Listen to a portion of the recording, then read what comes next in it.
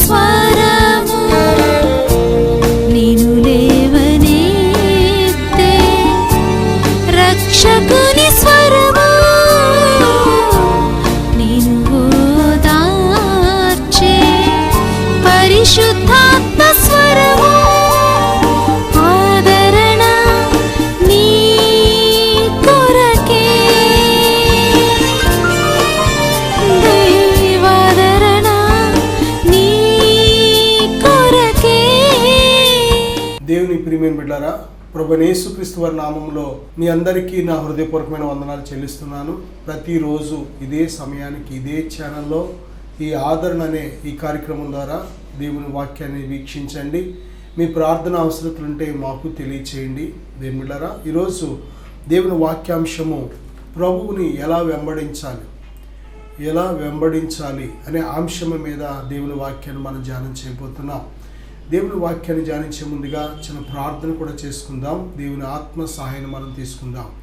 పరిశుద్ధుడా, ఘనమైన తండ్రి, మహోన్నతుడా, మాట్లాడే దైవమా, ఈ యొక్క కార్యక్రమాన్ని మీడియా ద్వారా ఎంతమంది వీక్షిస్తున్నారో నాయన, ఇప్పుడే వారిని మీ స్వాధీనపరచుకోండి ప్రభా. ఇప్పుడే వినే చెవి గ్రహించే హృదయం వారికి దయచేయండి.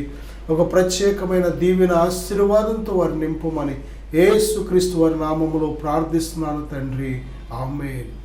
దేని బిడ్డారా, విశ్వాసము ద్వారా మనం అందరం కూడా మరి కనెక్ట్ అయి ఉన్నాం, ఐక్యపరచబడి ఉన్నాం. విశ్వాసము దేవుని మీద, దేవుని నామంలో ఈ భూమి మీద ఇద్దరు ముగ్గురు ఎక్కడ కూడిందరో వారి మధ్య ఉందినని ప్రభు సెలవిచ్చారు. కనుక మరి దూరం అనేది మనకు అడ్డు ఆటంకం కాదు.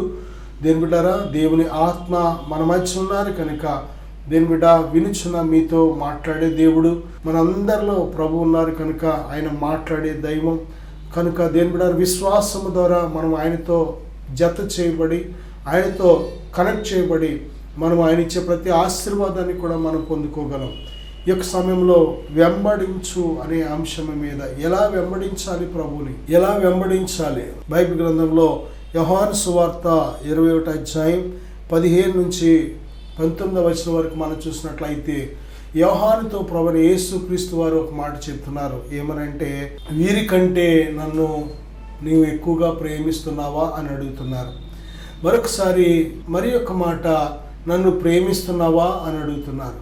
మరొకసారి మూడవసారి కూడా వీరికంటే నువ్వు నన్ను ఎక్కువగా ప్రేమిస్తున్నావా అని అడుగుతున్నారు. వెంటనే పేతురు మొదటిసారి బాగానే నేను ప్రేమిస్తున్నానని నీకే తెలుసు ప్రభు అన్నాడు. రెండవసారి నీకే తెలుసు ప్రభు అన్నాడు. మూడవసారి కూడా అడిగేటప్పటికి వ్యసనపడి నీకు తెలుసు ప్రభు, నేను నిన్ను ప్రేమిస్తున్నానో లేదో నీకే తెలుసు ప్రభు అని మరి దేని బిడ్డారా యోహాను జవాబు ఇవ్వడం జరిగింది. అయితే ఇక్కడ మనం నేర్చుకోవాల్సిన పాఠం ఏంటంటే, ప్రభువైన యేసుక్రీస్తు వారు ఒక మాట తనిచ్చిన జవాబును బట్టి ఒక మాట చెప్పారు. అదేమిటంటే, నా గొర్రెలను మేపుము, నా గొర్రెలను కాయమనే మాట.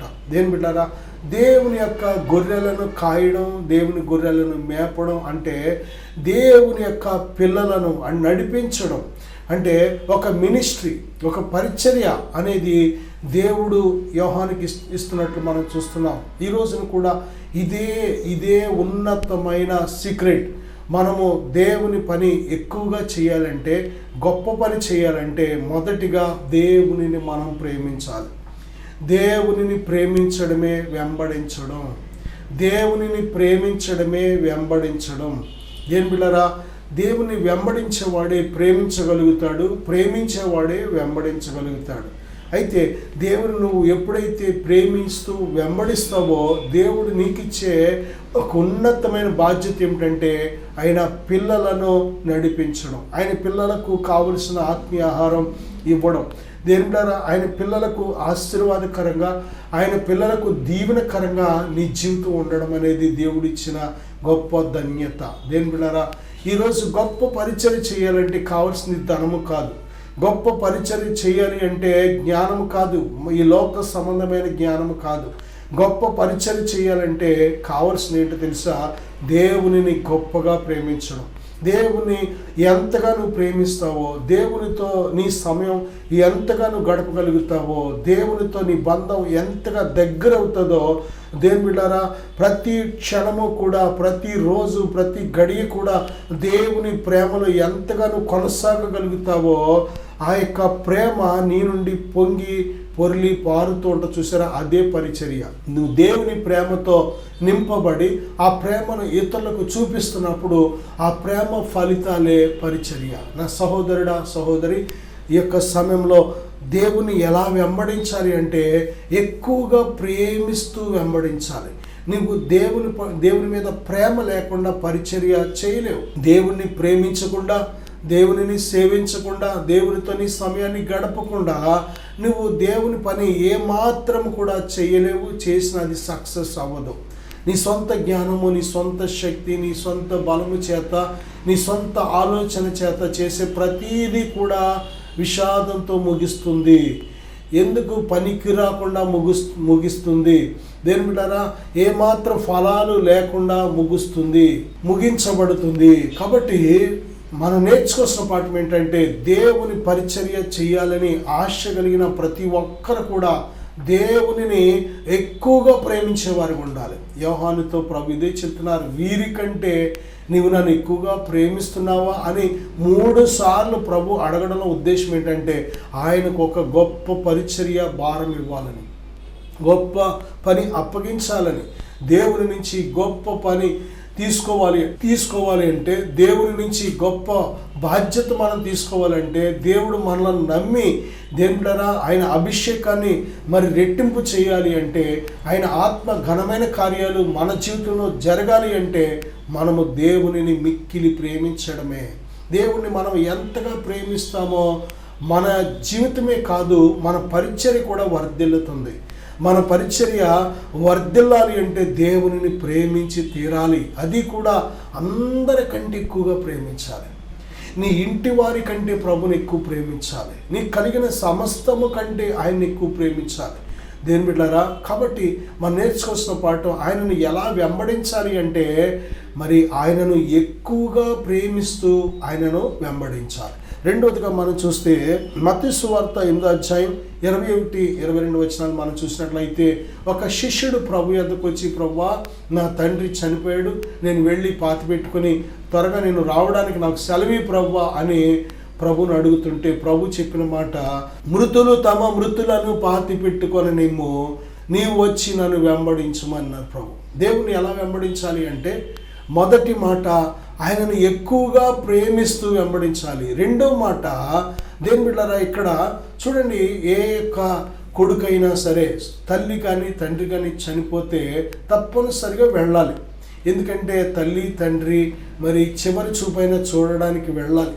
ప్రియబిడ్డలారా, ఈ యొక్క సమయంలో మనం నేర్చుకోవాల్సిన పాఠం ఏంటంటే, అయితే ఇక్కడ మనం చూసినట్లయితే ఆ యొక్క తండ్రికి కొన్ని ఆచారాలు, ఆ యొక్క కుమారుడు ఉండాలని, లేకపోతే ఆ యొక్క కార్యక్రమాలన్నీ జరిగే వరకు కూడా పిల్లలు ఉండాలని, కొన్నిసార్లు ఈ సమాజం మనను తప్పనిసరిగా నువ్వే చేయాలి, నువ్వే ఉండాలి అనే బాధ్యతలు కూడా చెబుతూ ఉంటుంది.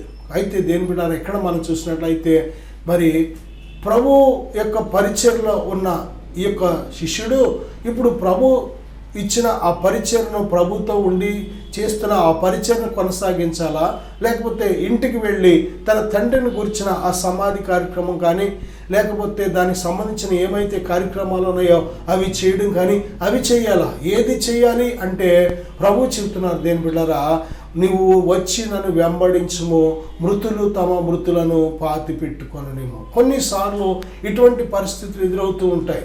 కొన్నిసార్లు దేని బిడ్డారా, దేవుడు లేక తల్లి తండ్రి ఒకళ్ళ వృద్ధాప్యులు నిద్రిస్తే వారిని అలా వదిలే పట్టించుకోవద్దు, ఎవరో ఒకరు పాతి పెట్టుకుంటారులే అనే దేవుడు కాదు అక్కడ. దాని అర్థం ఈ లోక సంబంధమైన కొన్ని ఆచారాలు మనకు ఉంటూ ఉంటాయి, ఈ లోక సంబంధమైన కొన్ని నియమాలు పద్ధతులు ఉంటూ ఉంటాయి. వాటి నిమిత్తం దేని బిడ్డలారా ప్రభు మాట్లాడుతున్నారు ఏంటంటే మొట్టమొదటిగా నువ్వు ప్రభువుని వెంబడించు, ఆ తర్వాత ఆ యొక్క మృతుల కోసం ఎవరెవరు ఏం చేయాలనేది వాళ్ళు చేసుకుంటారని. దేని బిడ్డలారా, మృతులు తమ మృతులను పాతి పెట్టుకొననిమ్ము అని ప్రభు చెప్తున్నారు. ఇక్కడ మృతులంటే ఎవరు? మృతులు తమ మృతులను అంటే, ఒకటి మృతుడు అంటే చనిపోయిన వ్యక్తి, రెండోది మృతులు పాతిపెట్టే మృతులు ఎవరు అంటే దేని బిడ్డారా బైబిల్ చెప్తుంది. ఎఫెసీ పత్రిక 2వ అధ్యాయం 1వ వచనం మనం చూసినట్లయితే, మీ అపరాధముల చేతను పాపముల చేతను మీరు చచ్చిన వారై ఉండగా. చూడండి, ఏ మనిషి అయితే పాపము చేస్తాడో ఆ వ్యక్తి శరీరంలో ప్రాణం ఉంటుంది కానీ ఆత్మలో మాత్రం జీవం ఉండదు. ఆత్మలో చచ్చిన వాడిగా ఉంటూ ఉంటాడు. ఎందుకంటే తన పాపమును బట్టి తన ఆత్మ చచ్చిన స్థితిలో ఉందని బైబిల్ చెబుతుంది. ఆదాముతో దేవుడు చెప్పాడు, ఈ మంచి చెడ్డలు తెలివినిచ్చి వృక్ష ఫలాలు తినుదినమున నిశ్చయముగా చచ్చదమని దేవుడు చెప్పాడు. ఇంతకీ మరి ఆదాము ఆ మంచి చెడ్డలు తెలివినిచ్చి వృక్ష ఫలాలు తిన్నప్పుడు చనిపోయాడా బ్రతికాడు అంటే చచ్చిపోయాడు. ఎక్కడ చనిపోయాడు అంటే ఆత్మలో చచ్చిపోయాడు. ఆత్మలో చనిపోవడం అంటే అర్థం ఏంటంటే, ఏదేను తోటలోంచి ఆదామును అవ్వను వెళ్ళగొట్టాడు దేవుడు. ఆయన సన్నిధిలోకి రాకుండా, ఏమాత్రం వారికి ఆయన సన్నిధిలోకి వచ్చే యోగ్యత లేకుండా గెంటి వేసినట్టు మనం చూస్తున్నాం. దేని బిడ్డలారా, దేవునితో నీకున్న సంబంధము దూరమైపోవడమే మనం ఆత్మలో చచ్చినట్టు లెక్క. దేవునికి నీకు సంబంధం లేకపోతే నీ ఆత్మ చనిపోయినట్టు లెక్కని బైబిల్ స్పష్టంగా చెప్తుంది. దేవునిని కలిగిన వాడే, దేవునిని తెలుసుకున్న వాడే నిత్య జీవము గలవాడు. నా సహోదరుడా, నీ ఆత్మలో జీవం ఉందా? ఒకసారి పరిశీలన చేసుకో. నిత్య జీవం ఇచ్చే దేవుడు నీకు తెలియకపోతే, చూడండి యోహాను సువార్త 17వ అధ్యాయం 3వ వచనంలో మనం చూస్తే, అద్వితీయ సత్య దేవుడు అయిన నిన్నును నీవు పంపిన యేసు క్రీస్తును ఎరుగొట్టయే నిత్య జీవం. నిజమే, ఆ దేవునిని నువ్వు తెలుసుకున్నప్పుడే ఈ నిత్య జీవాన్ని కలిగి ఉంటున్నావు. దేవుడు నీకు తెలియకపోతే ఆ జీవం అనేది నీ ఆత్మలో లేదు కనుక, నువ్వు దేవునికి దూరముగా ఉన్నావు కనుక ఆ స్థితి పేరే చచ్చిన స్థితి. అందుకే వారి పేరేంటంటే మృతులు. మృతులు తమ మృతులను అంటే ఇక్కడ శారీరకంగా చనిపోయిన వారు ఆ మృతులను పాతి పెట్టుకొననిమ్ము అని ప్రభు చెప్తున్నారు. మృతులు తమ మృతులను పాతి పెట్టుకొననిమ్ము, నీ వచ్చి నన్ను వెంబడించు. నిజమే దేవుని బిడ్డారా, ప్రభువుని వెంబడించే వ్యక్తిగా మనం ఉండాలి. ప్రభువుని విడిచిపెట్టే వ్యక్తిగా మనం ఉండడానికి వీల్లేదు. నిజమే, ఈ లోకంలో ఎన్నో నియమాలు, ఆచారాలు, పద్ధతులు, ఎన్నో రకాల మనుషులు పెట్టిన కట్టడలు, మనుషులు నియమించిన ఎన్నో ఉంటూ ఉంటాయి. అవన్నీ కూడా దేవుని బిడ్డలారా దేవుని పనికి, దేవుని చిత్తానికి అడ్డుకుంటూ ఉంటాయి. దేవుని చిత్తము చేయువాడే నిరంతరము జీవిస్తాడని బైబిల్ చెప్తుంది. ఈ మనుషులు పెదవులతో నన్ను ఆరాధించుచున్నారు కానీ వీరి హృదయము నాకు దూరముగా ఉంది అని ప్రభు చెప్తున్నారు. అంతేకాదు, మనుషులు నియమించిన కట్టడలు దైవోపదేశములని వారు బోధిస్తున్నారని మాట మనం చూస్తున్నాం. నిజమే దేవుని బిడ్డలారా, ఈరోజు సజీవులుగా మనుషులు ప్రాణంతో ఉన్నారన్న మాట కానీ వారి పాపములను బట్టి, అపరాధములను బట్టి చచ్చిన వారికి ఉన్నారని బైబిల్ స్పష్టంగా చెబుతుంది. నా సహోదరుడా, ఆత్మలో నీకు దేవునికి సంబంధము లేకపోవడమే చనిపోయిన స్థితి. కనుక ఆత్మను రక్షించడానికి, ఆత్మను బ్రతికించడానికే లూకాసు వార్త 19:10లో మనం చూస్తే, దేవుని కుమారుడు నశించిపోయిన మన ఆత్మను వెతికి రక్షించడానికి లోకానికి వచ్చాడు. దేని బిడ్డారా, ప్రభువైన యేసు క్రీస్తును ఎలాగా వెంబడించాలి అంటే, మొదటిగా మనము ఆయనను ప్రేమించాలి. ఎలా ప్రేమించాలి అంటే, మన పూర్ణ హృదయముతో, మన పూర్ణ ఆత్మతో, మన పూర్ణ శక్తితో ఆయనను ప్రేమించాలి. మరి రెండవదిగా మనం చూస్తే, మరి ఈ లోక సంబంధమైన కట్టడలు, మనుషులు పెట్టిన నియమాలు, కట్టడలు, పద్ధతులు, వీటిని విడిచిపెట్టి మనం దేవుణ్ణి వెంబడించాలి. దేవుని వెంబడించేటప్పుడు ఇటువంటి ఈ లోక సంబంధమైన నియమాలు, కట్టడలు, పద్ధతులు, ఆచారాలు నువ్వు వెంబడించినట్లయితే ప్రభు నువ్వు సేవించలేవు, ప్రభు నువ్వు సంతోషపరచలేవు. మూడవదిగా ఎలా సేవించాలి అంటే, మత్తయి సువార్త 19వ అధ్యాయం 21వ వచనం కానీ మనం చూస్తే, మత్తయి సువార్త 9వ అధ్యాయం 7వ వచనంలో, సుంకపు మెట్టునద్ద కూర్చుండి ఉన్న మత్తయ్య అను ఒక మనుషుని చూచి నన్ను వెంబడించుమని తనతో చెప్పగా అతడు లేచి ఆయనను వెంబడించెను. అతడు సమస్తమును విడిచిపెట్టి లేచి ఆయనను వెంబడించెను అని మనం చూస్తున్నాం. దేని బిడ్డలారా, సుంకపు మెట్టునద్ద కూర్చుని ఉన్న మత్తయ్య అను ఒక మనిషిని చూచి ప్రభు ఏమన్నారంటే, నువ్వు నన్ను వెంబడించు, యు ఫాలో మీ అనగానే ఆయన ఏం చేశాడో తెలుసా? తనకు కలిగిన సమస్తమును విడిచిపెట్టి, ఉద్యోగాన్ని విడిచిపెట్టి, ఒక పన్ను అధికారి, పన్ను కట్టించుకునే, పన్ను వసూలు చేసే ఒక మంచి ఉన్నతమైన ఉద్యోగం, ఆ యొక్క స్థితిని విడిచిపెట్టి ఏం చేశాడు అంటే ప్రభువుని వెంబడించాడు. ఈరోజు మనం దేవుని బిడ్డలారా, దేవుని వెంబడించుటలో మరి ఆయన పిలుపు కూడా దాగి ఉంది. కొన్నిసార్లు ఆయన పరిచర్య చేయడానికి లేక ఆయన ప్రకటించడానికి దేవుడు మనల్ని పిలుస్తున్నప్పుడు మనము ఒకవేళ ఉద్యోగంలో ఉన్నవారమైతే ఉద్యోగం విడిచిపెట్టి వెళ్ళాలా పరిచర్యకు, లేక ఉద్యోగం చేస్తూనే పార్ట్ టైం కింద సేవ చేయాలా అనే చాలామందికి ఆలోచనలు ఉంటూ ఉంటాయి. కొంతమందిని ఫుల్ టైమ్గా సంపూర్ణ సేవకు దేవుడు పిలుచుకుంటూ ఉంటాడు. అసలు పరిచర్య అనగానే ఫుల్ టైం సంబంధించింది, సంపూర్ణ సేవకు సంబంధించింది. ఎందుకంటే దేని బిడ్డలారా, మనకు తెలుసు పగలనేది పగలున్నంత వరకే మనం పని చేయగలం. సాయంత్రం అయిందంటే, చీకటి పడిందంటే మనం పని చేయలేం. రాత్రి వేళ ఎవడు పని చేయలేడు, పగలున్నప్పుడే పని చేయాలి. నువ్వు పగలంతా నీ ఉద్యోగమో, నీ వ్యాపారమో, నీ కూలి పనిలో, నీ పొట్ట కోసం, డబ్బుల కోసం చేసుకుంటే రాత్రిపూట ఏం చేస్తావు నువ్వు పని?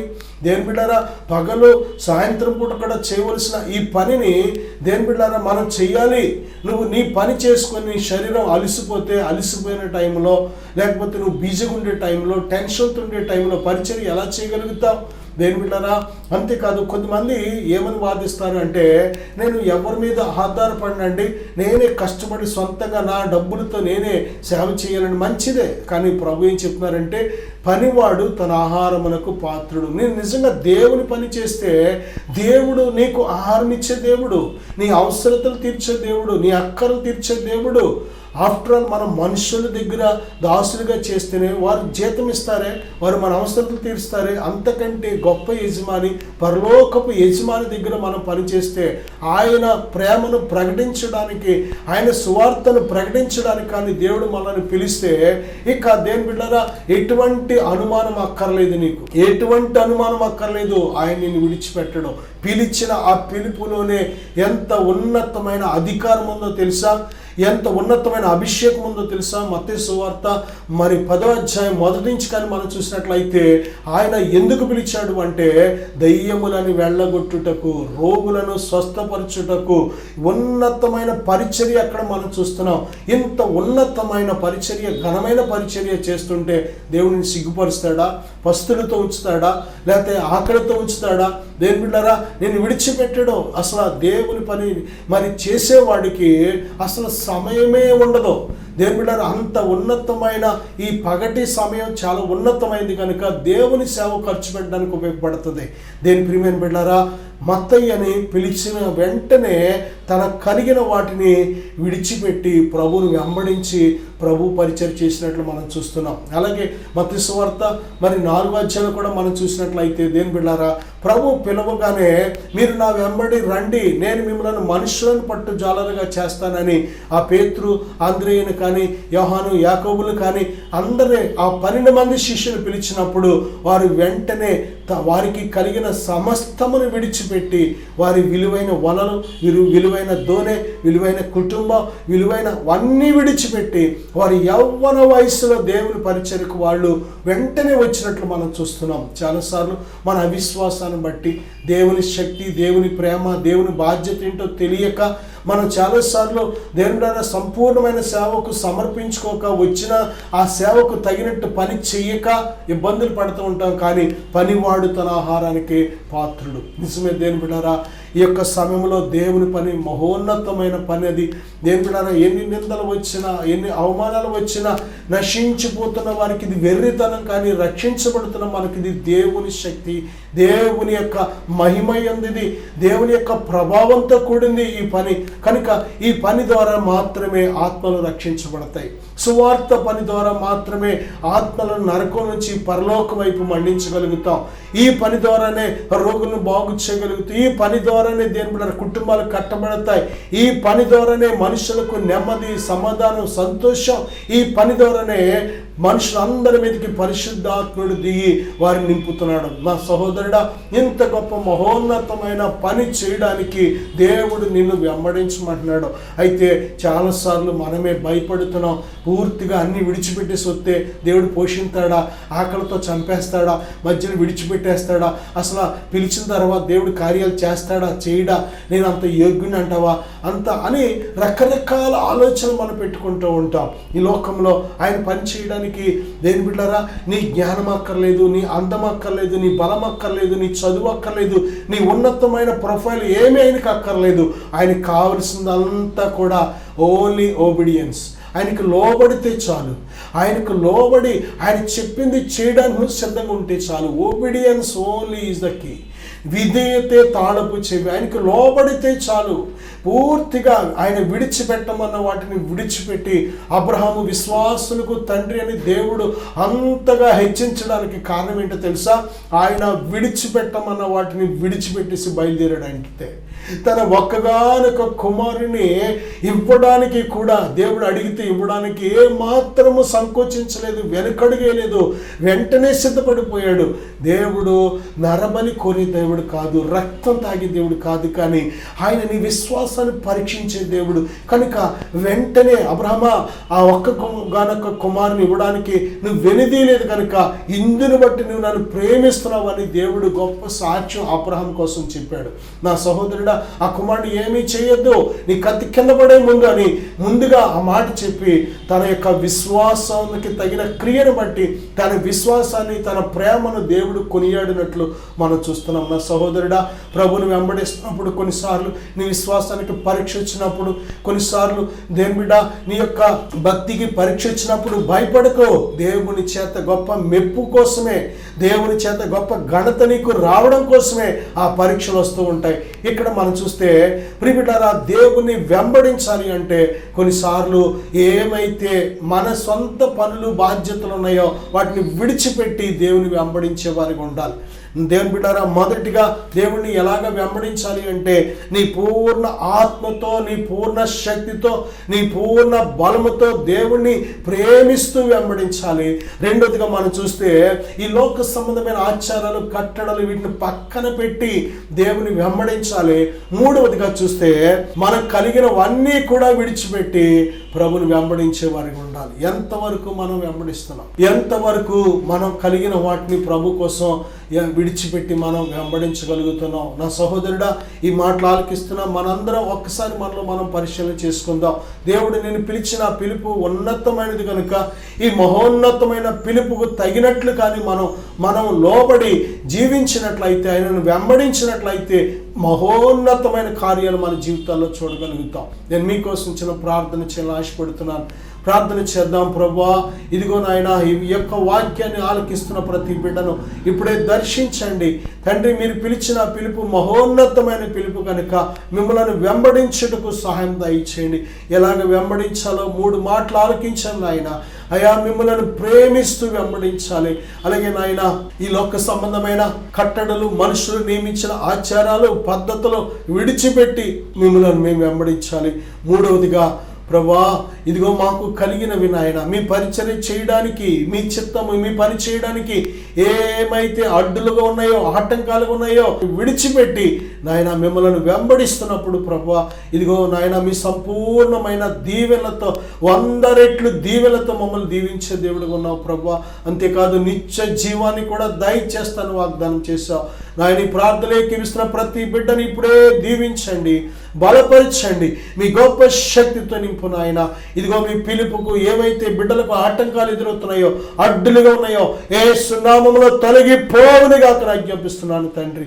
అయ్యా, మీ చిత్తము నెరవేర్చబడును గాక, మీ పిలుపు నెరవేర్చబడును గాక.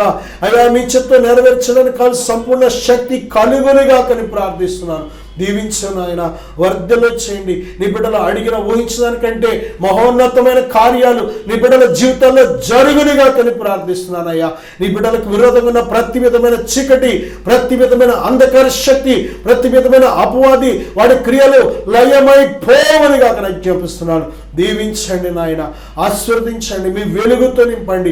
మీ పిలుపుకు తగినట్లు నాయన మీ సిలువని ఎత్తుకొని మిమ్మల్ని వెంబడించడానికి సహాయం దయచేయండి అయ్యా. మిమ్మల్ని మిక్కిలిగా ప్రేమించడానికి సహాయం దయచేయండి నాయన. మీకంటే మేము ఈ లోక సంబంధమైన వేటిని ప్రేమించినా అది మాకు మంచిది కాదు ప్రభువా. మా పూర్ణ హృదయంతో, పూర్ణ ఆత్మతో, పూర్ణ శక్తితో మిమ్మల్ని ప్రేమించడానికి సహాయం దయచేయండి. ఇదిగో నాయన, మిమ్మల్ని ప్రేమించకుండా నీ బిడ్డల హృదయంలో ఓ తండ్రి ఏదైతే అడ్డుగా ఉందో అడ్డు యేసు నామములో తొలగి పొమ్మని ఆజ్ఞాపిస్తున్నాను తండ్రి. అయ్యా నీ బిడ్డల హృదయం మిమ్మల్ని ప్రేమించడకు సిద్ధపరచబడని గాక తండ్రి. అయ్యా ఆ రోజు యోహాన్ని అడిగావు నాయన, నన్ను వీరికంటే ఎక్కువగా ప్రేమిస్తున్నావా అని అడిగావు. కాబట్టి ఒక గొప్ప పరిచర్య దయచేస్తాను నాయన. మేము కూడా నాయన ఇదిగో ఎవరికంటే నాయన మేము ఎక్కువగా మిమ్మల్ని ప్రేమించాలో అయ్యా సహాయం దయచేయండి, తెలుసుకునడం సహాయం దయచేయండి నాయన. మీకంటే మేము ఎవరైనా ప్రేమిస్తే దయతో క్షమించండి ప్రభువా. అయ్యా మిమ్మల్ని మిక్కిలి ప్రేమించటకు సహాయం దయచేయండి. ఈ ప్రార్థన ఏకమిస్తున్న ప్రతి బిడ్డను నాయన వారి పూర్ణ హృదయంతో, పూర్ణ ఆత్మతో, పూర్ణ శక్తితో మిమ్మల్ని ప్రేమించటకు సహాయం దయచేయండి, బలపరచమని యేసుక్రీస్తు నామములో ప్రార్థిస్తున్నాను తండ్రి. ఆమేన్. God bless you.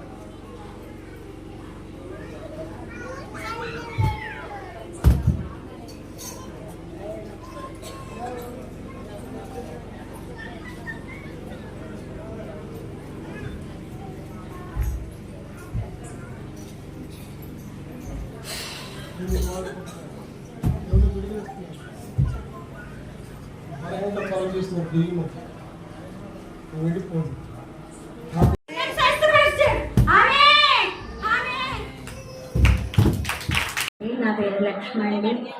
గత నెలలుగా నేను చాలా ఇబ్బంది పడుతున్నానండి. నాలో దురాత్మ అయితే తెలీదు, లేకపోతే నాకు ఈ బాధలో తెలీదు. 8 హాస్పిటల్ తిరిగానండి, కానీ ఫస్ట్ శుక్రవారం చేయించుకున్నాను, కొంచెం స్వస్థత చేసింది. మళ్ళీ 2వ శుక్రవారం కూడా నేను చేయించుకోవాలని నాలో ఆశ ఉందండి. ఉన్నప్పటికీ వదిలిగారిని అడిగితే తర్వాత చేయించుకుంది కానీ అన్నారు. అన్న తర్వాత నేనే వచ్చేసాను, పిల్లల వెనకాల వచ్చేసాను. ఇక్కడికి వచ్చేపాటికి ఏంటో నాకైతే తెలీదు. తలలో నుంచి చాలా బాధ వచ్చింది. బాధ వచ్చి జుట్టు పీక్కుండా వరకే తెలుసు. పైకి ఎక్కాను, ఇంకా ఎలా పడిపోయానో నాకే తెలీదు. 2 సార్లును వెనుపోస చాలా తెల్లని నొప్పి చేసింది. తల అయితే బరువు అప్పుడే తగ్గింది. కానీ 6 నెలలు బట్టి నేను ఎలాగున్నానో ఎలా చేస్తున్నానో నాకే తెలియలేదు. నాకు దేవుడు గొప్ప విడుదల ఇచ్చాడండి, చాలా మంచి శక్తిని బలాన్ని ఇచ్చాడండి. 6 నెలలు అయిందండి నేను ఇలా తయారయ్యి. మళ్ళీ దేవుడు నాకు ఈరోజు మంచిగా ఇలాగ ఇచ్చాడండి. నాకు నాలో ఉన్న దురాత్మ పోయిందండి. ఈ కీడే